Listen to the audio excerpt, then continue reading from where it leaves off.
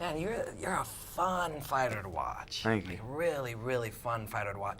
Is that just you expressing yourself? Are you looking for action, or is that just how you play? It's art, and it's mixed martial arts. I kind of got all the arts, but I'm more of the flashy one, I like to put on a show and just look like I'm being lazy, and then here comes a spinning wheel kick out of nowhere. So I would say that's me, You never know what you're going to get. I'm always being sporadic and just unorthodox. So when you go to fight a guy like Pat Curran, he's a veteran guy, he's going to be meat and potatoes fundamentals really good at that. Is one of the answers to be unpredictable and flashy? Definitely, especially against Pat. He said it best. He was like, I've never faced a fighter like AJ. So for him, he knows it's a big task, and for me, it's an even bigger task because Pat is a rhythm fighter. If you get caught in a rhythm, he's going to time that rhythm and he's going to catch you. He's really good at seeing what people do. So with Pat, that's honestly my game plan, just never throw the same punch twice and keep mixing it up the entire fight. When 2 or 3 people walk together and over time their footsteps start to kind of sync up? Like if you walk with your friend, you can be walking in a different... Yeah, they match up. You end up matching up. That's, I think, what Pat's somehow trying to do with people, is match that rhythm up with them. But if you don't have a predictable rhythm, that sounds like the answer. It's going to be fun. Yeah. It's going to be fun. I've seen you around and you're smiling and you're having fun and you're present in the moment. You told me yesterday that you kind of lost a little bit of that love kind of thing. It was a little bit of a job. What changed?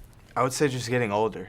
Being raised in LA, Long Beach, California, being through the things I've been through, the partying, the friends, the smoking, the drugs, just the gang banging, just everything. I've seen it all. So being around it all and just watching it all, and then seeing how much work I've put in, and then seeing how much work my dad put in his entire career, and him not getting the recognition he ever really deserved, I'm like, man, I started to bring down on myself, I'm not going anywhere. It's not going to happen. It's taking forever. And then I'm like, dude, why am I putting myself down so much? And it just, all the burdens got heavier and heavier and heavier, and I'm pointing the fingers, doing this. And I'm like, dude, it's your life. This is your action.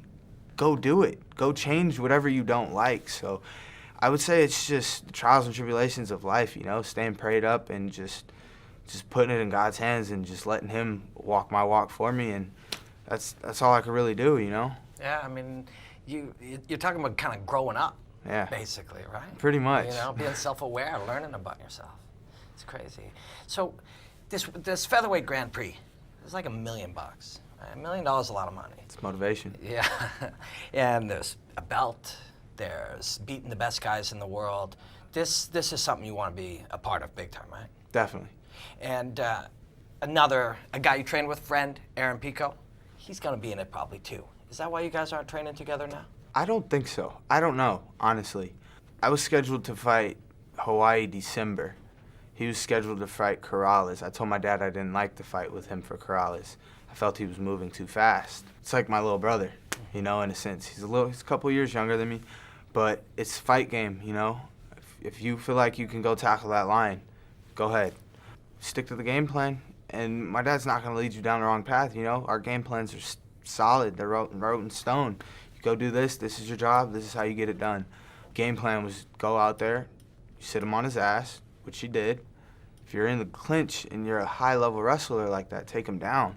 So I would say it's just growing, getting older. Those, like I said, trials and tribulations, you win some, you lose some. It's a learning experience for him. At the end of the day, it's me, my team, who I bleed, sweat, and grind with every day. There was no real reason I felt to leave, but he felt there's a reason for him to leave. So, like I've always said, loyalty is royalty, and it's Team Body Shop versus everybody. You could end up fighting him for sure. You guys trained every day. You punched each other, kicked each other a lot, but now it's $1 million. Like it's different. But you'll also both have grown somewhat, just even in the months since you've seen each other. What's your thoughts on it? When it comes to me putting my father in a house and my little brother growing up in our actual house and him having his own room growing up, nothing's gonna stop me at this point. Being a brother in my brotherhood of who I train with, that's where my loyalty lies. At the end of the day, Pico's my best friend, you know. He's always going to be friends. There's a lot of friends in this game, but it's $1 million, man. That's life-changing money. I was willing to step out of the tournament for him, and I even said I would do it, but it looks like things didn't work out for whatever reason and however it's played out. But it is what it is. You could end up fighting this Pitbull character, too. You don't like I want that him guy. before the tournament. I want to go into the tournament as the champion, make an even bigger statement. But it's not my plan, you know. We'll wait and see how things work out. Are you that good? You could be that good. I love it.